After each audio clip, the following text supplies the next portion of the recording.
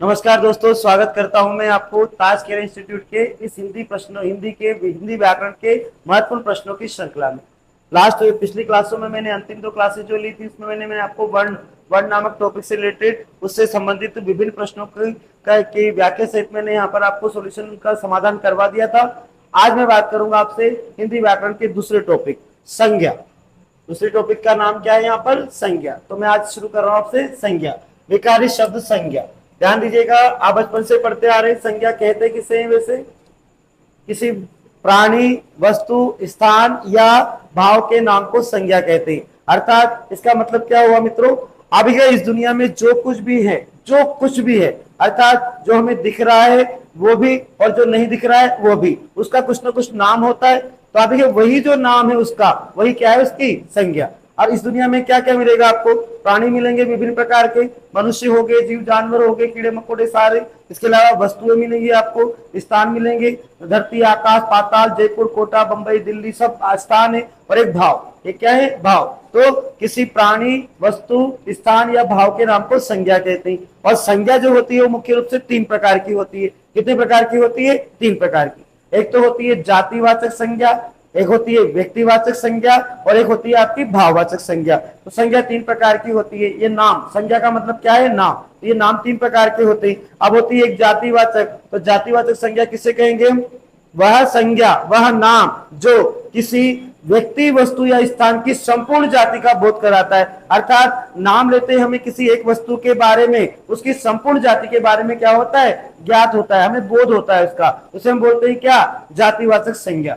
और एक होती है व्यक्तिवाचक संज्ञा। तो वह संज्ञा जिससे विशेष व्यक्ति, विशेष वस्तु या विशेष स्थान के नाम का बोध हो। अर्थात नाम लेते ही हमें वही याद आए, एक ही, जो इस दुनिया में एक ही है, वो सब व्यक्तिवाचक है। और एक होती है भाववाचक संज्ञा। तो भाववाचक संज्ञा किसे कहेंगे हम? ऐसी संज्ञा जिसमें किसी प्राणी, वस्तु या स्थान के नाम का बोध न होकर भाव का बोध होता है। इसका बोध होता है, भाव का बोध होता है। अर्थात वह नाम जो किसी प्राणी का ना हो, किसी वस्तु का ना हो या किसी स्थान का ना हो, और फिर भी वो नाम है, संज्ञा है, तो वो कौन सी संज्ञा है? भाववाचक संज्ञा। संज्ञा मूल रूप से 3 प्रकार की।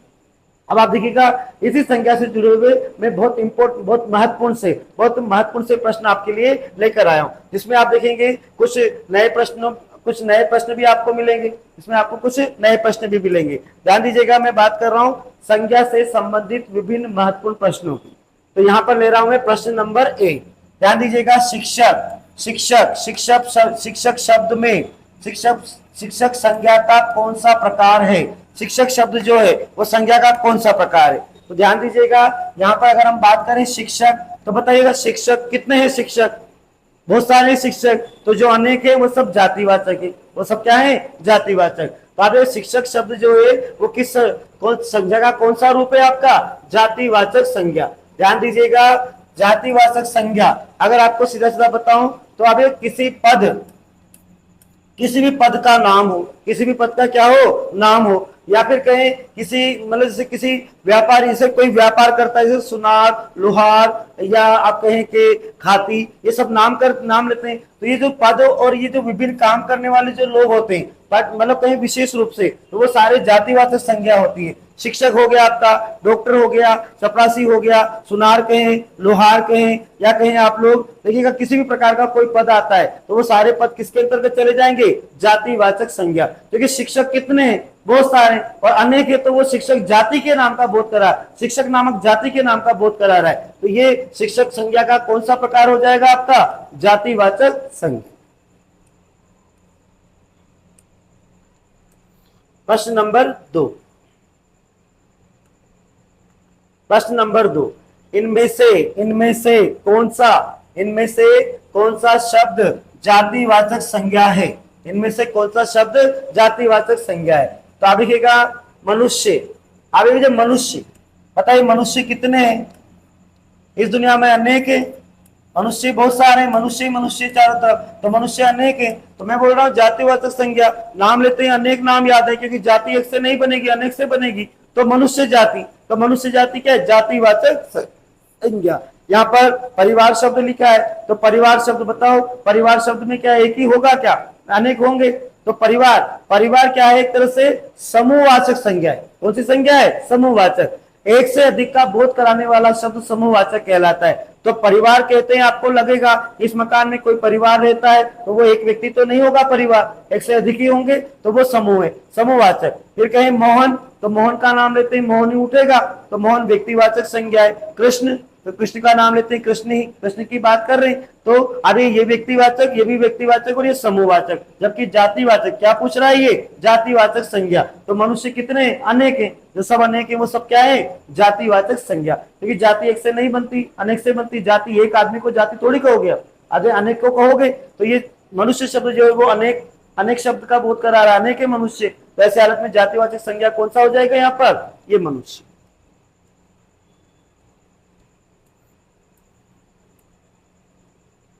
प्रश्न आ रहा है आपके सामने तीसरा, प्रश्न नंबर 3, भाववाचक संज्ञा कितने प्रकार की के शब्दों से, भाववाचक संज्ञा कितने प्रकार के शब्दों से बनती है।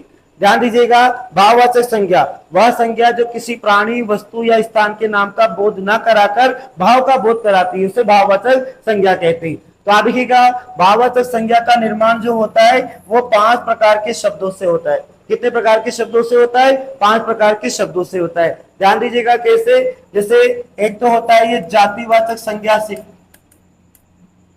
इससे होगा जातिवाचक संज्ञा से। जातिवाचक संज्ञा से भी आप क्या बना सकते हो, भाववाचक संज्ञा बना सकते हो। ध्यान दीजिएगा, जैसे अभी एक शब्द आया था मनुष्य, में इसको मानव लिखूं, तो मानव शब्द बताओ, मानव कितने इस दुनिया में, बहुत सारे, तो मानव से बनेगा मानवता। मानव से क्या बनेगा, मानवता। तो मानवता एक भाव है, मानव होने का भाव, मानवता। तो अभी ये जातिवाचक संज्ञा से बना है। फिर बात करो, मैं शब्द लिया मैंने पशु, तो अरे पशु से हो जाएगा पशुता या पशुत्व, या क्या हो जाएगा, पशुत्व। दोनों भाववाचक संज्ञा है। तो जातिवाचक संज्ञा एक तो किससे बनती है, भाववाचक संज्ञा, जातिवाचक। कुल मिलाकर कितने से बनती है, 5 प्रकार के शब्दों से बनती है। तो एक बता रहा हूं मैं, जातिवाचक संज्ञा से बनती है। उदाहरण दिए मैंने 2, मानव जातिवाचक संज्ञा, और पशु भी बहुत सारे तो वो भी जातिवाचक संज्ञा है। लेकिन मानव से बना मानवता भाववाचक होगी, पशु से बना पशुता भाववाचक होगी, पशुत्व भी भाववाचक होगी। फिर दूसरा शब्द होता है आपका सर्वनाम। तो अब ये सर्वनाम से कैसे बनेगी, सर्वनाम से कैसे बनेगी संज्ञा, ध्यान दीजिएगा। जैसे मान लीजिए मैं यहां पर लिखूं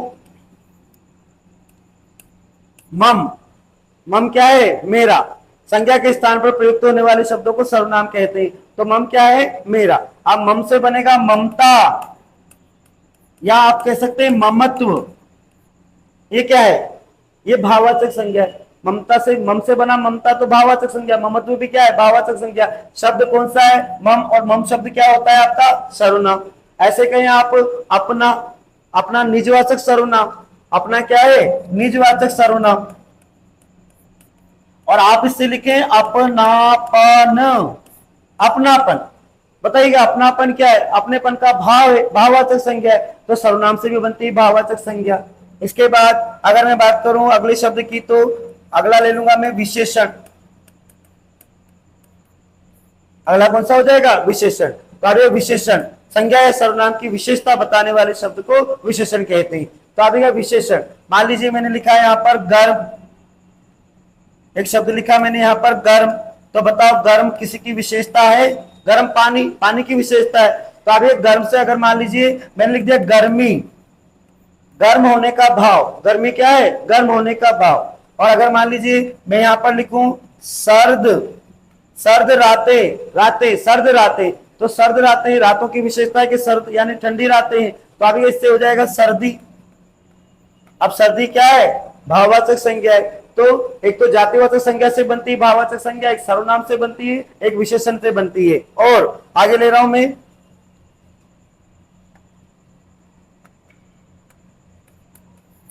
एक तो हो गया जातिवाचक संज्ञा, एक हो गया आपका सर्वनाम, एक हो गया आपका अविशेषण, और एक हो जाएगी आपकी क्रिया, एक हो जाएगी आपकी क्या, क्रिया। तो क्रिया से भी बनती है जातिवाचक संज्ञा। जैसे आप लिखते हैं अपना ना, अपनाना क्रिया है, अपनाना क्या है, क्रिया। तो अभी अपनाया, अपनाया भाववाचक संज्ञा, अपनाने की भाववाचक संज्ञा। और एक होता है आपका 5वां शब्द, ये होता है अव्यय। ये किससे बनती है, अव्यय। अव्यय यानी अविकारी शब्दों से भी क्या बनती है, भाववाचक संज्ञा बनती है। जैसे आपने लिखा, मान लीजिए आपने लिखा दूर, दूर, पास, आप कहते हैं ना क्रिया विशेषण, राम दूर खड़ा है, पास खड़ा है, तो दूर क्या है, क्रिया विशेषण है, अव्यय है। तो ऐसे हालत में दूर से बन जाएगा शब्द दूरी, दूर से बन जाएगा शब्द दूरी। दूरी भाववाचक संज्ञा होगी, दूरी क्या होगी आपकी, भाववाचक संज्ञा होगी। इसी प्रकार आप कहें समीप, तो समीप से बन जाएगी समीपता, निकट होने का भाव, निकट, निकट से निकटता। तो ये सब क्या है, भाववाचक संज्ञा है, सारी क्या है, भाववाचक संज्ञा है। लेकिन ये भाववाचक संज्ञा कुल मिलाकर कितने शब्दों से बन रही है, 5 प्रकार के शब्दों से। कौन कौन से, जातिवाचक, जातिवाचक संज्ञा, सर्वनाम, विशेषण, क्रिया और अव्यय। इन 5 प्रकार के शब्दों से जातिवाचक संज्ञा निर्मित होती है। क्षमा कीजिएगा, भाववाचक संज्ञा। भाववाचक संज्ञा कितने प्रकार के शब्दों से, तो 5 प्रकार के। कौन कौन से, जातिवाचक, सर्वनाम, जातिवाचक संज्ञा से, सर्वनाम से, विशेषण से, क्रिया से और अव्यय शब्दों से निर्मित होती है। तो इस प्रकार जातिवाचक संज्ञा कितने प्रकार के शब्दों से, 5 प्रकार के शब्दों से निर्मित होती है। आगे चलते हैं अगले प्रश्न पर। मैं बात करता हूं अगले प्रश्न की। अगला प्रश्न आ रहा है प्रश्न नंबर 4। प्रश्न नंबर 4, हिमालय, हिमालय किस प्रकार की संज्ञा है। तो देखिएगा हिमालय, अब बोलेगा हिमालय किसी पर्वत का नाम है। अब अगर मान लीजिए पर्वत होता तो पर्वत तो बहुत सारे, लेकिन बात कर रहा है ये मतलब विशेष रूप से किसकी, हिमालय की। तो हिमालय कहते ही हिमालय याद आता है हमको, तो ये विशेष है, एक ही है। और विशेष, विशेष वस्तु, विशेष स्थान या विशेष व्यक्ति के नाम का बोध कराने वाली संज्ञा जो होती है वो होती है आपकी कौन सी, व्यक्तिवाचक संज्ञा। कौन सी संज्ञा है यहाँ पर, ये व्यक्तिवाचक संज्ञा। तो हिमालय शब्द में कौन सी संज्ञा है, व्यक्तिवाचक संज्ञा है।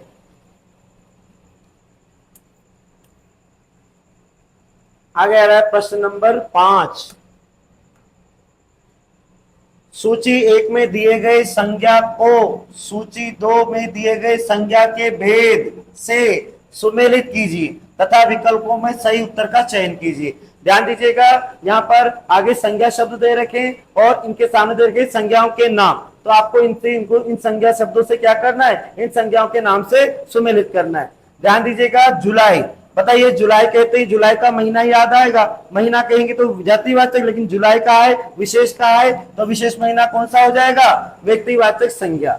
इसके बाद मैना, अब ये मैना किसी पक्षी का नाम है, तो ये मैना एक ही है क्या, नहीं है, बहुत सारी है, जो अनेक है वो सब क्या है, जातिवाचक संज्ञा, वो सब क्या है आपकी जातिवाचक संज्ञा।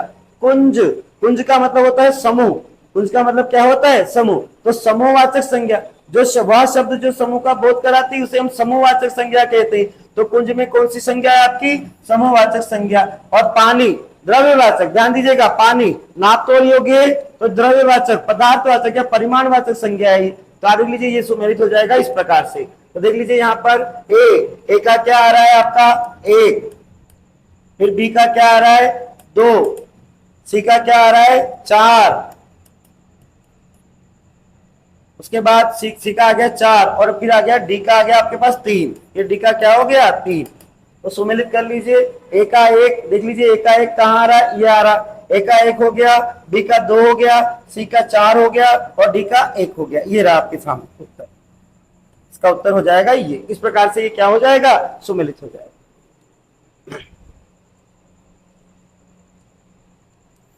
आगे आ रहा है प्रश्न नंबर 6, निम्नलिखित में से कौन सा शब्द द्रव्यवाचक संज्ञा है। ध्यान दीजिएगा, द्रव्यवाचक संज्ञा अभी पिछले प्रश्न में भी आया था ये। तो जातिवाचक संज्ञा, कौन सी संज्ञा होती है, मूल रूप से जातिवाचक। 3 प्रकार की संज्ञा है, जातिवाचक, व्यक्तिवाचक और भाववाचक संज्ञा। तो जातिवाचक संज्ञा जो है इसको 2 भागों में बांटा जाता है। जातिवाचक संज्ञा को कितने भागों में, 2 भागों में बांटा जाता है। तो आप देखिएगा, एक तो होती है द्रव्यवाचक, द्रव्यवाचक, इसको हम पदार्थवाचक संज्ञा भी कह सकते हैं, इसको हम पदार्थवाचक भी कह सकते हैं और इसको ही परिमाणवाचक संज्ञा भी कहते हैं। और दूसरी होती है समूहवाचक, समूह या समुदायवाचक, समूहवाचक या समुदायवाचक। तो जातिवाचक संज्ञा को 2 भागों में बांटा जाता है, एक तो द्रव्यवाचक या पदार्थवाचक या परिमाणवाचक संज्ञा। तीसरा नाम क्या है इसका, परिमाणवाचक संज्ञा। तो ऐसे हालत में वह संज्ञा जो किसी वस्तु के, वह संज्ञा जो किसी वस्तु के, मतलब कौन सी वस्तु, जो परिमाण योग्य है, जो कैसी है, परिमाण योग्य यानी नाप तोल योग्य। कैसे है? नाप तोल योग्य। तो ऐसी संज्ञा, ऐसी वस्तुओं के सारे नाम किसके तरफ चले जाएंगे? द्रव्यवाचक। द्रव्य की तीन अवस्थाएं होती है, द्रव, ठोस और गैस। तो अब ये ऐसी वस्तुएं जो द्रव, ठोस या गैस है, या आप कह सकते हैं कि ऐसी वस्तुएं जो नाप तोल योग्य है, वो सब किसमें चली जाएंगी? द्रव्यवाचक।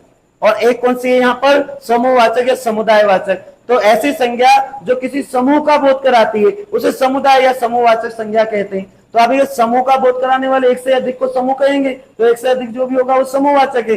और वह संज्ञा जो नाप तोल योग्य या कहें द्रव्य की तीन अवस्थाएं, ठोस, द्रव या गैस का बोध कराती है, उसे हम द्रव्यवाचक कहते हैं। तो यहाँ देख लीजिए, यहाँ पर खटाई भाववाचक, मिठाई ये जातिवाचक है, दूध क्या है शब्द? दूध। बताइए नाप तोल योग्य है कि नहीं है दूध? और वस्तु है नाप तोल योग्य। तो ऐसे हालत में द्रव्यवाचक संज्ञा कौन सी हो जाएगी इसमें से? ये दूध।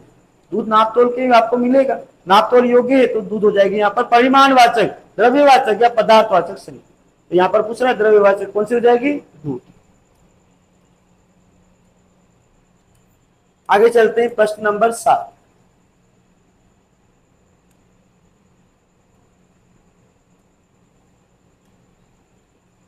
निम्न में से संज्ञा शब्द है, आपको देखना है कि कौन सा शब्द इनमें से संज्ञा शब्द है। चार शब्द दे रखे। तो आप देखिए हरा, हरा किसी की विशेषता है अर्थात ये विशेषण शब्द है। इसके बाद पतला भी किसी की विशेषता है, पतला लड़का, तो ये भी विशेषण है। फिर कहें सभा, फिर गहरा, मैं कहूं गहरा रंग, तो गहरा रंग यानी गहरा रंग की ये क्या है? गहरा क्या है? रंग की विशेषता है। तो ऐसी हालत में आप देखिएगा यहाँ पर ये भी विशेषण हो गया। लेकिन सभा, ये सभा शब्द बताइएगा, अभी पिछले प्रश्न में बताया मैंने, समूहवाचक संज्ञा। कौन सी संज्ञा है? समूहवाचक संज्ञा है। तो इस सभा शब्द में क्या है आपकी? समूहवाचक संज्ञा। तो ऐसे हालत में संज्ञा शब्द कौन सा हो जाएगा यहाँ पर? ये समूह। अब ये कौन सा हो जाएगा? ये सभा। और अब ये समूहवाचक क्यों है? क्योंकि सभा एक से नहीं बनेगी, एक से अधिक से बनेगी, इसीलिए सभा समूहवाचक संज्ञा है। तो संज्ञा शब्द कौन सा है इसमें? ये सब। प्रश्न नंबर 8। प्रश्न नंबर 8 ध्यान दीजिएगा। जिन संज्ञाओं से एक ही प्रकार की वस्तुओं अथवा व्यक्तियों का बोध हो उन्हें क्या कहते हैं? जिन संज्ञाओं से एक ही प्रकार की वस्तुओं अथवा व्यक्तियों का बोध हो उन्हें क्या कहते हैं? तो जातिवाचक संज्ञा कहते हैं। उन्हें क्या बोलते हैं आप? जातिवाचक संज्ञा। वह संज्ञा जो व्यक्ति, वस्तु या स्थान की संपूर्ण जाति का बोध कराती है। जैसे कहूं मैं पेन, कलम, तो कलम शब्द क्या ये एक ही कलम है? बहुत सारी है। कलम जाति का बोध कराती है। मनुष्य, आपको हो पर्वत, आपको हो नदी, आपको हो गार्डन, आपको हो उद्यान, बाग, आपको हो कक्षा, ये सब क्या है? अभी इनकी एक ही प्रकार की वस्तुओं अथवा व्यक्तियों का बोध कराती है। पेड़ कितने? पेड़ जाति का बोध करा रहा है। आपने कहा पर्वत बहुत सारे, पर्वत जाति का बोध करा रहा है। तो ऐसी संज्ञा जो एक ही प्रकार की वस्तुओं अथवा व्यक्तियों का बोध कराती है उसे हम क्या बोलते हैं? जातिवाचक संज्ञा।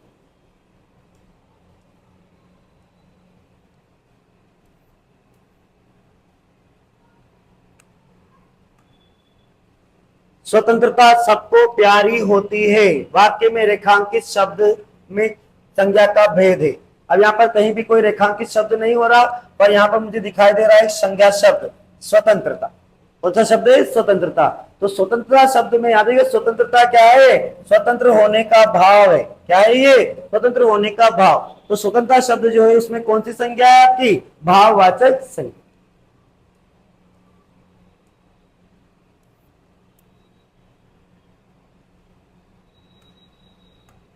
प्रश्न नंबर 10। निम्नलिखित में से कौन सा शब्द जातिवाचक संज्ञा नहीं है? इनमें से कौन सा शब्द ऐसा है जो जातिवाचक संज्ञा नहीं है? अर्थात ऐसा शब्द कौन सा नहीं है जो व्यक्ति, वस्तु या स्थान की संपूर्ण जाति का बोध कराता है? क्योंकि जातिवाचक संज्ञा तो व्यक्ति, वस्तु या स्थान की संपूर्ण जाति का बोध कराती है। तो ऐसी हालत में आप देख लीजिए कौन सा जातिवाचक संज्ञा शब्द नहीं है। जवान बहुत सारे होते हैं, जवान जाति का बोध करा रहा है। बालक भी बहुत सारे हैं। सुंदर मनुष्य भी बहुत सारे हैं। और यहाँ पर दे दिया सुंदर शब्द। तो ये सुंदर शब्द क्या है? किसी की विशेषता है, अर्थात ये विशेषण शब्द, संज्ञा शब्द नहीं है। संज्ञा शब्द ही नहीं, जातिवाचक भी छोड़ो, संज्ञा शब्द नहीं, सुंदर क्या है, विशेष शब्द। और ये जातिवाचक संज्ञा पूछ रहा है तो ये भी जातिवाचक, ये भी जातिवाचक, और मनुष्य भी क्या है, जातिवाचक। लेकिन ये विशेषण शब्द, ये सुंदर शब्द क्या है, किसी की विशेषता है। सुंदर लड़की, तो सुंदर लड़की की विशेषता है, तो ये विशेषण शब्द है। इस प्रकार इसका उत्तर क्या हो जाएगा, ये सुंदर।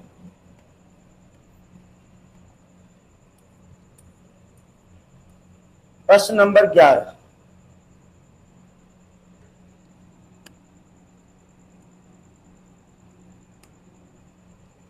राज्यपाल में कौन सी संज्ञा है। अब ये मैंने पहले प्रश्न में बताया था आपको, राज्यपाल किसी पद का नाम है, राज्यपाल किसी पद का नाम है। पर्टिकुलर राज्यपाल की मतलब किसी व्यक्ति विशेष की बात नहीं कर रहा है, किसकी बात कर रहा है, राज्यपाल किसी पद का नाम है। तो जहां भी पद का नाम आता है वहां पर जातिवाचक संज्ञा होती है। वहां पर कौन सी संज्ञा होती है, जातिवाचक। राज्यपाल एक पद में कौन सी संज्ञा है, तो जातिवाचक संज्ञा।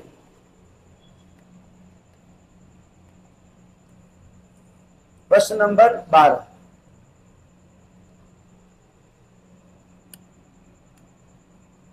निम्नलिखित विकल्पों में से किस विकल्प में सभी व्यक्तिवाचक, सभी शब्द व्यक्तिवाचक संज्ञाएं हैं। तो आपको व्यक्तिवाचक संज्ञा ढूंढना है। देख लीजिए यहाँ पर राम व्यक्तिवाचक संज्ञा, रामचरितमानस तुलसीदास जी की विशेष रचना है, और गंगा भी एक पावन पतित पावन नदी, तो ये विशेष हो गई सारी की सारी, यही उत्तर है इसका। कृष्ण है यहाँ पर, कामायनी भी है लेकिन मिठास भाववाचक संज्ञा होगी। लखनऊ है यहाँ पर, आम भी विशेष फल हो गया, बुढ़ापा भाववाचक होगी। ममता भाववाचक, वकील भी जातिवाचक, पुस्तक भी जातिवाचक। तो ये क्या पूछ रहा है, सभी शब्द में सभी शब्द व्यक्तिवाचक संज्ञा है। तो व्यक्तिवाचक संज्ञाएं कौन सी हो गई आपकी, ये राम, रामचरितमानस और गंगा।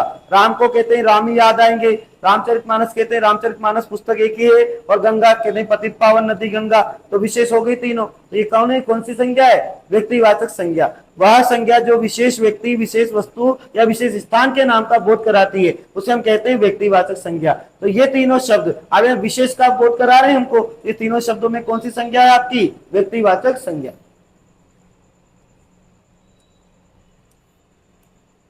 प्रश्न नंबर 13,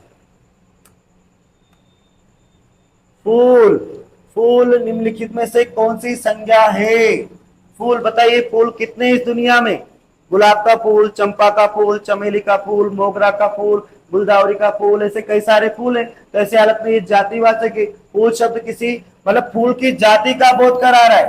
फूल शब्द, फूल में फूल कितने हैं, बहुत सारे हैं। तो फूल शब्द किसका बोध करा रहा है, जातिवाचक संज्ञा का बोध करा रहा है। तो फूल शब्द में आपकी कौन सी संज्ञा है यहाँ पर, जातिवाचक संज्ञा।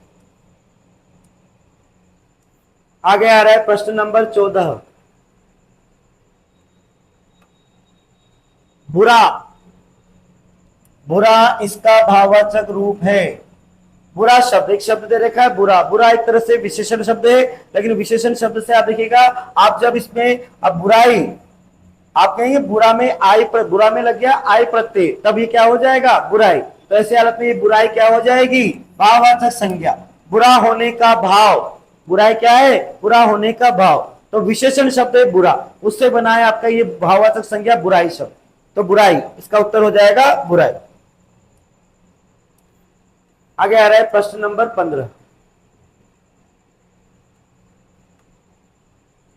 चावल का दाम काफी बढ़ गया है, इस वाक्य में संज्ञा है और ये चावल का दाम काफी बढ़ गया है।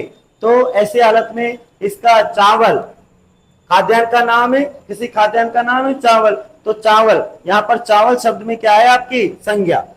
चावल क्या है, यहाँ पर किसी खाद्यान्न का नाम है और नाम को हम संज्ञा कहते हैं। अब चावल कहें तो कौन सी संज्ञा होगी बताओ, विशेष खाद्यान्न है, खाद्यान्न कहें तो जातिवाचक, लेकिन विशेष खाद्यान्न है चावल। तो ऐसे हालत में चावल कौन सी संज्ञा हो जाती है आपकी, जातिवाचक संज्ञा। तो चावल शब्द में यहाँ पर संज्ञा। प्रश्न नंबर 16, मैं पुस्तक पढ़ता हूं, मैं पुस्तक पढ़ता हूं। तो अभी ये इसमें अच्छा, यहाँ पर ये संज्ञा भी पूछ रहा है, वचन भी पूछ रहा है और लिंग भी पूछ रहा है। ध्यान दीजिएगा, मैं सर्वनाम शब्द है, मैं पुस्तक पढ़ता हूं, मैं पुस्तक पढ़ता हूं। तो अभी नहीं, ये क्या पूछ रहा है, इसमें यहाँ पर सर्वनाम शब्द नहीं है, तो सर्वनाम में का कुछ काम नहीं है, यहाँ पर मैं का कोई यहाँ पर काम नहीं है। अगर देखिए तो हो गया शब्द पुस्तक, एक पढ़ता हूं, तो अगर पुस्तक तो क्या है, जातिवाचक संज्ञा है, और पढ़ता हूं क्या है, तो एक वचन है, पढ़ता हूं एक वचन, और हूं यानी लड़का है पुल्लिंग, तो जातिवाचक संज्ञा एक वचन और पुल्लिंग। बहुत अच्छा प्रश्न। मैं पुस्तक पढ़ता हूं, तो पुस्तक तो जातिवाचक संज्ञा हूं, पढ़ता हूं एक वचन है, और हूं पुल्लिंग है। पढ़ता हूं, पढ़ती हूं होती तो स्त्रीलिंग होता, लेकिन पढ़ता हूं इसलिए पुल्लिंग है। और आगे पढ़ता हूं एक वचन है, पढ़ते हैं तो बहुवचन, लेकिन पढ़ता हूं एक वचन और पढ़ता हूं यानी पुल्लिंग, तो इसका उत्तर हो जाएगा जातिवाचक संज्ञा एक वचन और पुल्लिंग। आगे आ रहा है प्रश्न नंबर 17।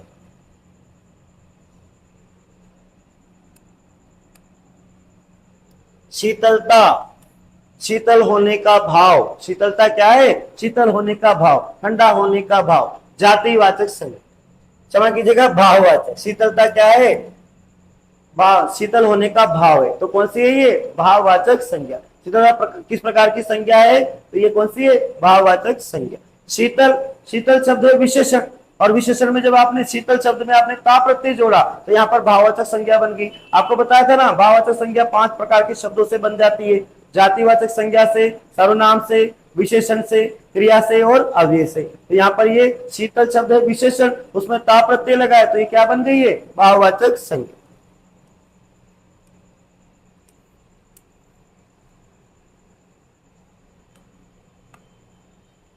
सभा, फिर आया प्रश्न, सभा शब्द का प्रयोग किस संज्ञा के अंतर्गत आता है, तो सभा शब्द ध्यान दीजिएगा, सभा शब्द नॉर्मली तो सामान्य रूप से तो ये सभा शब्द जो है वो समूहवाचक संज्ञा है, सामान्य रूप से कौन सी संज्ञा है, ये समूहवाचक है, लेकिन यहाँ पर समूहवाचक नहीं दे रखा विकल्प में, तो ऐसे हालत में कौन सी हो जाएगी आपकी, जातिवाचक, क्योंकि समूहवाचक किसका बोध है, किसका भाग, किसका भेद है, वो जातिवाचक संज्ञा का।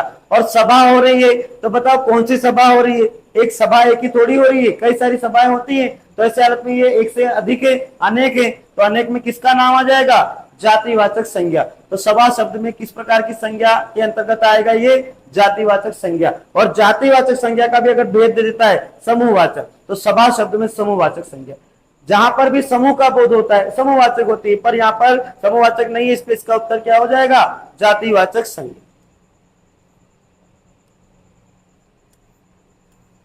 प्रश्न नंबर 19, निम्नलिखित शब्दों की व्याकरणिक कोटियां, निम्नलिखित शब्दों की व्याकरणिक कोटियां किस विकल्प में ठीक ठीक प्रदर्शित की गई है, यानी यहाँ भी सुमेलित करना है आपको। शब्द दे रखे हैं कौन कौन से, सुंदरता भाववाचक संज्ञा है, अपनाया क्रिया है, आप सर्वनाम है, और उष्ण विशेषण है, गर्म उष्ण क्या है, विशेषण। देख लीजिए, सुंदरता भाववाचक संज्ञा है, संज्ञा भाववाचक संज्ञा, अपनाया क्रिया है, और आप क्या है, सर्वनाम, और उष्ण क्या है, विशेषण। इस प्रश्न का उत्तर क्या हो जाएगा, ये रहा, ये व्याकरणिक कोटियां हैं।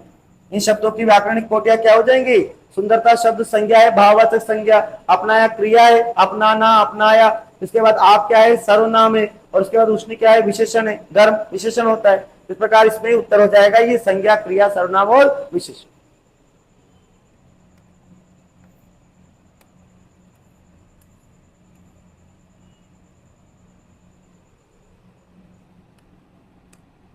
प्रश्न नंबर 20, मुस्कुराहट से ही पता चल जाती है खुशी, इस वाक्य में संज्ञा है, इस वाक्य में संज्ञा है। ध्यान दीजिएगा, मुस्कुराहट से ही पता चल जाती है खुशी, मतलब वो किसी को मुस्कुराते हुए देखते हैं, उसकी खुशी का पता हमको लग जाता है।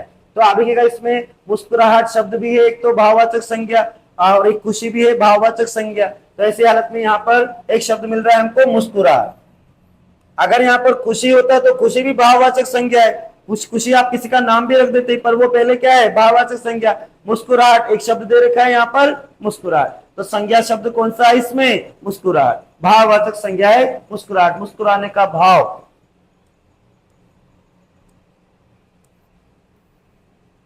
आगे आ रहा है प्रश्न नंबर 21,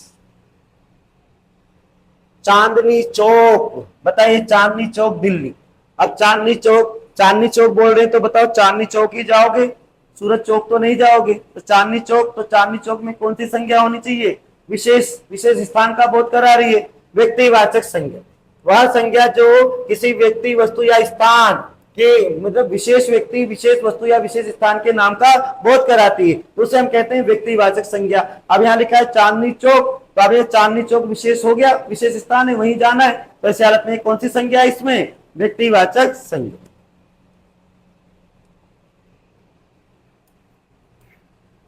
आगे आ रहा है प्रश्न नंबर 22। निम्नलिखित में से कौन सा शब्द जातिवाचक संज्ञा नहीं है? आपको देखना है कि इनमें से कौन सा शब्द जातिवाचक संज्ञा नहीं है। तो अभी एक तो जवान जातिवाचक संज्ञा, बहुत सारे जवान होते हैं। बालक, बालक भी बहुत सारे हैं। अच्छा, ये प्रश्न फिर रिपीट हुआ है। मनुष्य भी बहुत सारे हैं, लेकिन सुंदर, ये सुंदर शब्द क्या है? किसी की विशेषता है, इसलिए ये विशेषण शब्द। कौन सा शब्द है? विशेषण। ये जातिवाचक संज्ञा पूछ रहा है, तो सुंदर शब्द तो कोई ना तो जातिवाचक है, ना व्यक्तिवाचक है, ना भाववाचक है। ये तो क्या है? किसी की विशेषता है, तो ये विशेषण शब्द है। तो कौन सी संज्ञा जातिवाचक संज्ञा नहीं है भाई? सुंदर शब्द जातिवाचक संज्ञा नहीं होकर क्या है? विशेषण, किसी की विशेषता है। पहले आ चुका था ये प्रश्न। आगे ले रहे हैं हम लोग प्रश्न नंबर 23। निम्नलिखित में से किस विकल्प में सभी शब्द भाववाचक संज्ञा शब्द हैं? अब आपको ढूंढना है यहाँ पर भाववाचक संज्ञा शब्द। अब है अमीर नहीं, अमीर गरीब कोई पर्सनल है, अमीर गरीब, अमीर व्यक्ति गरीब व्यक्ति विशेषता है उसकी, समूह मिठास नहीं है। जवानी खट्टाहास पुस्तक नहीं है, ये जातिवाचक होगी। गंगा व्यक्तिवाचक होगी। रसीला, कड़वाहट, बुढ़ापा और उन्नति, उन्नति यानी आगे बढ़ने का भाव, भाववाचक संज्ञा। तो यहाँ पर आ जाएगा आपका उत्तर कौन सा? रसीला, कड़वाहट, बुढ़ापा और उन्नति, सभी शब्द मांग रहा है वो। तो सभी शब्द किसमें है? इस वाले सी वाले विकल्प में। रसीला भी, रसीला आम, रस होने का भाव। कड़वाहट, कड़वा होने का भाव, बूढ़ा होने का भाव। और उन्नति यानी उन्नत होने का भाव, आगे बढ़ने का भाव। तो ये भाववाचक संज्ञा है। धैर्य, चालाकी, उदासी, सूर्य, अगर ये सूर्य नहीं होता तो ये भी हो जाता। यहाँ पर गंगा और पुस्तक, यहाँ पर गरीब और अमीर, तो इसका उत्तर हो जाएगा रसीला, कड़वाहट, बुढ़ापा और उन्नति, सभी शब्द क्या है? भाववाचक संज्ञा। प्रश्न नंबर 24।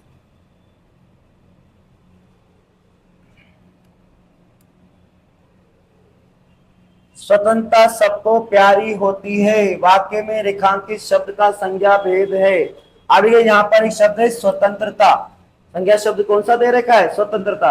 ये प्रश्न फिर वापस आया है।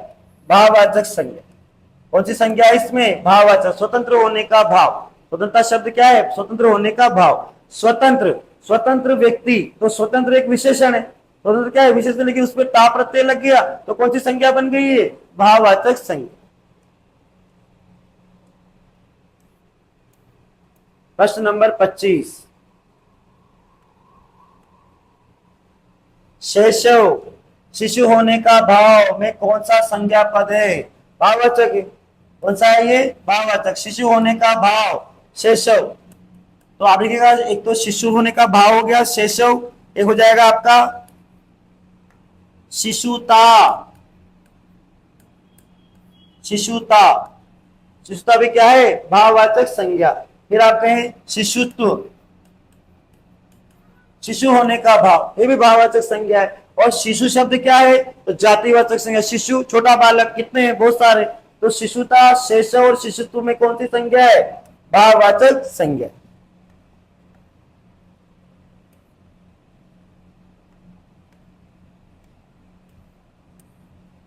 आगे आ रहा है प्रश्न नंबर 26। मानव शब्द के लिए उपयुक्त भाववाचक संज्ञा का चयन कीजिए। मानव, अब ये मानव शब्द में आपने ता प्रत्यय लगा दिया तो मानवता हो गया, और मानवता क्या बन गया? अब भाववाचक संज्ञा। मानव शब्द में जातिवाचक संज्ञा है, मैंने बताया था आगे की तरफ। जातिवाचक संज्ञा से भाववाचक संज्ञा निर्मित हो जाती है प्रत्यय लगाने से। तो मानवता, उत्तर हो जाएगा इसका मानवता। मानव शब्द के लिए उपयुक्त भाववाचक संज्ञा का चयन कीजिए। तो मानव शब्द में जब आप ता प्रत्यय लगाएंगे तो वो क्या बन जाएगी? भाववाचक संज्ञा बन जाएगी। प्रश्न नंबर 27।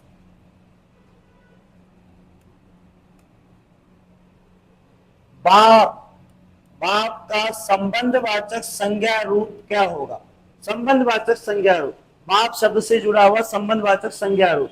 पापा नहीं होगा, बापी नहीं होगा, बपोता नहीं, बपोती, पिताजी की जायदाद, पिताजी से जुड़ी हुई बपोती। यह परंपरा मेरे बपोती है, मेरे पिताजी की परंपरा है तो उनसे मिली, तो बपोती। बाप शब्द का संबंधवाचक शब्द कौन सा हो जाएगा आपका? बपोती। बाप शब्द में ओती प्रत्यय लगेगा तब बन जाएगा बपोती।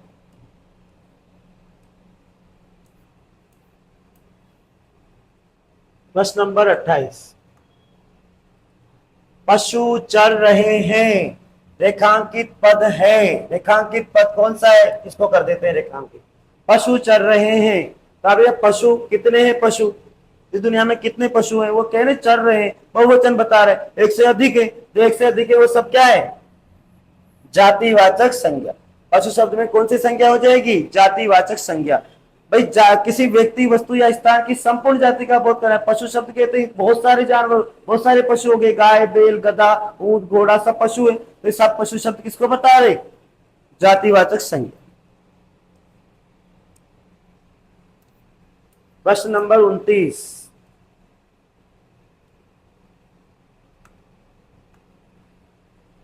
गरीबों की सहायता करो। गरीबों की सहायता करो। गरीबों शब्द क्या है? बताइए, गरीब कितने हैं? एक है, दो है, तीन है, चार है, कितने हैं? गरीबों की सहायता करो, गरीब व्यक्ति। पर गरीब अगर बना तो गरीब व्यक्ति, गरीबों की सहायता करो, जातिवाचक संज्ञा। कौन सा है ये? जातिवाचक संज्ञा। गरीबों की सहायता करो, गरीब बहुत सारे गरीब, जो एक से गरीब, गरीब लोगों की जाति का बोध करा रहा है, तो जातिवाचक संज्ञा। गरीबों की सहायता करो, गरीब शब्द में कौन से क्या है? जातिवाचक संज्ञा। अगर होता गरीब व्यक्ति, अमीर व्यक्ति, तो वो फिर हो जाता फिर विशेषण। पर अगर गरीबों, गरीबों की, तो गरीबों क्या है? जातिवाचक संज्ञा है।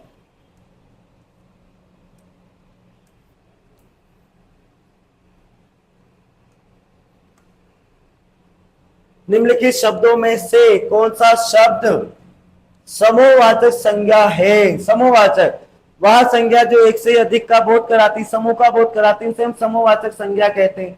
गड्डी, बोले गड्डी किसकी? नोटों की गड्डी। बताओ, नोट एक को कहोगे गड्डी, एक से अधिक को कहोगे गड्डी, तो नोटों की गड्डी। गुलाब, अच्छा है, गेहूं नहीं है, गुलाब। गुलाब आपका व्यक्तिवाचक, अच्छा है भाववाचक, और गेहूं आपका भी व्यक्तिवाचक। लेकिन गड्डी, गड्डी एक से अधिक का बोध करा रही है। नोटों की गड्डी, कागजों की गड्डी, आप किसी की भी गड्डी कह सकते हैं। तो किसकी ये गड्डी क्या है? समूहवाचक, समूह का बोध करा रही, समूहवाचक शब्द।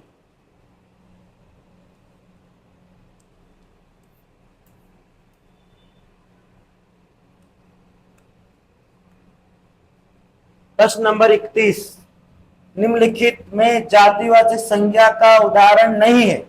कौन सा जातिवाचक संज्ञा का उदाहरण यहाँ पर नहीं है? तो आप देख लीजिए कौन सा नहीं है। हिमालय, यहीं पर उत्तर मिल गया, हिमालय। बताओ, हिमालय क्या बहुत सारे? एक ही है, तो जो एक ही विशेष है वो सब क्या है? व्यक्तिवाचक संज्ञा है, तो ये जातिवाचक संज्ञा नहीं है। नदी बहुत सारी है, जातिवाचक। पर्वत बहुत सारे, झील बहुत सारे, सब जातिवाचक। लेकिन हिमालय शब्द व्यक्तिवाचक संज्ञा है, तो जातिवाचक संज्ञा कौन सी नहीं है? ये हिमालय शब्द।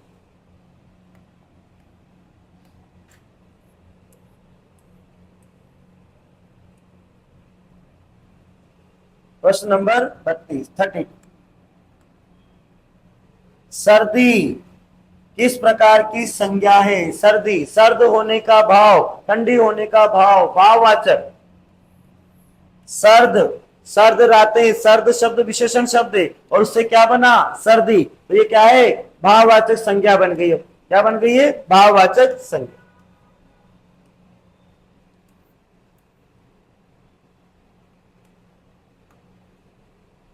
कक्षा, दल, सभा। बताओ, कक्षा, दल, सभा और सेना शब्द किस प्रकार की संज्ञा के परिचायक है?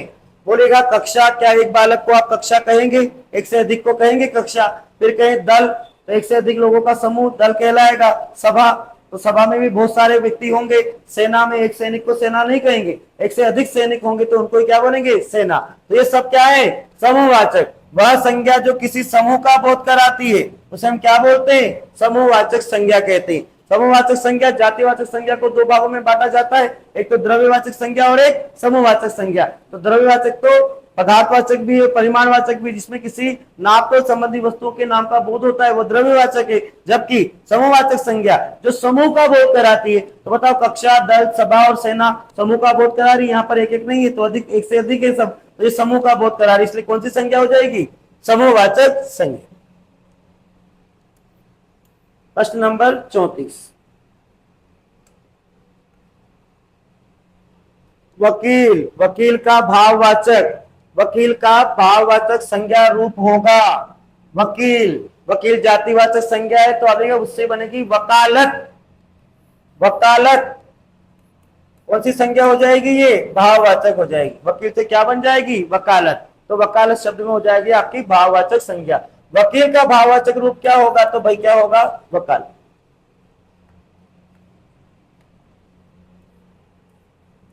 प्रश्न नंबर 35,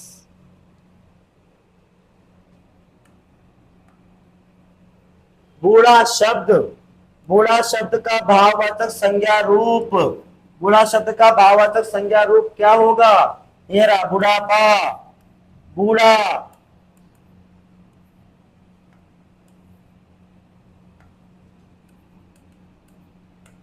बूढ़ा, बूढ़ा शब्द बताइए, बूढ़ा में बहुत सारे हैं बूढ़े, बूढ़ा एक ही थोड़ी होगा इस संसार में, तो ये जातिवाचक संज्ञा है। पर इस बूढ़ा शब्द में जब आपा प्रत्यय लग जाएगा तो ये क्या बन जाएगा? बुढ़ापा। और बुढ़ापा होते ही बूढ़ा होने का भाव हो गया, तो ये क्या है? भाववाचक संज्ञा। बूढ़ा शब्द का भाववाचक संज्ञा रूप क्या होगा? तो बुढ़ापा होगा। प्रश्न नंबर 36,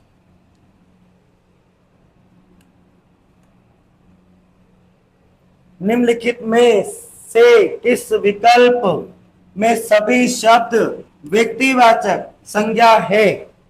सभी विकल्प, सारे जितने भी शब्द दिए वो किस विकल्प में आप देखेंगे कि व्यक्तिवाचक संज्ञा है। गंगा व्यक्तिवाचक है लेकिन तालाब नहीं है, क्योंकि तालाब जातिवाचक, नदी समुद्र नहीं है। बकरी जातिवाचक, घड़ी, चाचा, होली, ये के केवल इसमें। जनवरी, पृथ्वी, चांदनी चौक, प्रदीप। जनवरी, बिल्कुल जनवरी याद आएगी। पृथ्वी, बहुत सारे ग्रह, उपग्रह, चांदनी चौक विशेष, प्रदीप भी विशेष। यहाँ पर उत्तर क्या हो जाएगा इसका? जनवरी, पृथ्वी, चांदनी चौक और प्रदीप। बताइए, जनवरी कहते हैं जनवरी महीना याद आएगा, पृथ्वी कहते हैं पृथ्वी, बहुत सारे ग्रह हैं लेकिन पृथ्वी का है तो पृथ्वी याद आएगी। चांदनी चौक, चांदनी चौक दिल्ली, वही याद आएगा। प्रदीप नाम का लड़का तो प्रदीप ही याद आएगा। तो ऐसी हालत में ये व्यक्तिवाचक संज्ञा सारी क्या है? यहाँ पर व्यक्तिवाचक संज्ञा। कौन सा विकल्प में सभी शब्द व्यक्तिवाचक है? तो बिल्कुल जनवरी, पृथ्वी, चांदनी चौक और प्रदीप, ये हो जाएगा आपका क्या? सारे शब्द व्यक्तिवाचक संज्ञा। प्रश्न नंबर 37,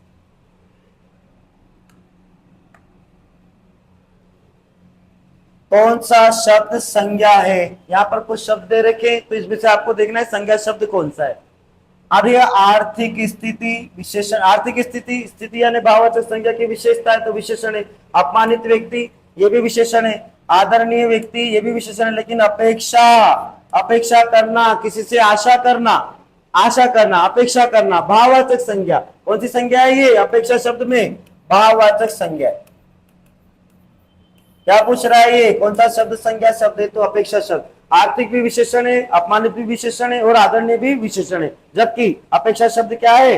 भाववाचक संज्ञा है। तो उसका उत्तर क्या हो जाएगा? अपेक्षा। अगले प्रश्न की बात करते हैं, प्रश्न नंबर 38, कौन सी संज्ञा एक वचन और बहुवचन दोनों में प्रयुक्त होती है? तो अभी ये हो गया कि आपकी जातिवाचक संज्ञा। कौन सी हो जाएगी? जातिवाचक संज्ञा। जैसे आप बोले जातिवाचक पर्वत, तो पर्वत जातिवाचक है और एक है बिल्कुल।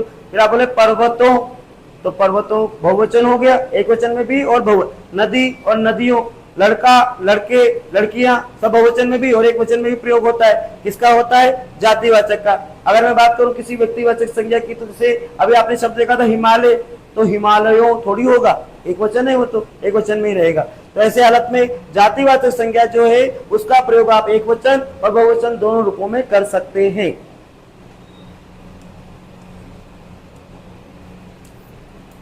प्रश्न नंबर 39, निम्नलिखित में से कौन सा कथन असत्य है?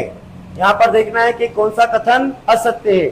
हिंदी में संज्ञा 3 प्रकार की होती है, व्यक्तिवाचक, जातिवाचक और भाववाचक। बिल्कुल ठीक है।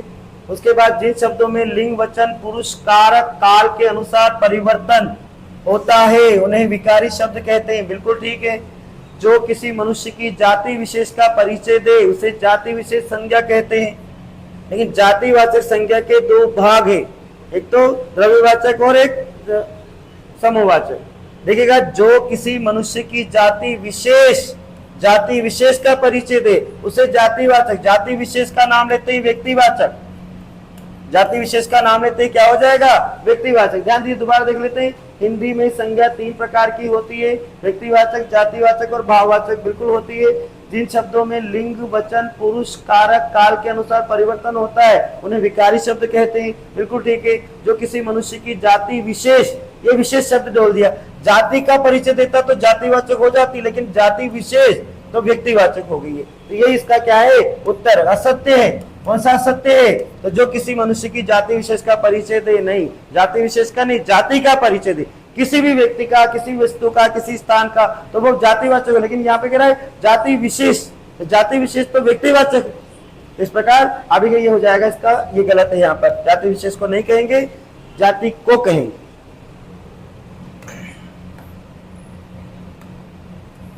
प्रश्न नंबर 40, आज के लिए अंतिम प्रश्न ले रहा हूं मैं। प्रश्न नंबर 40,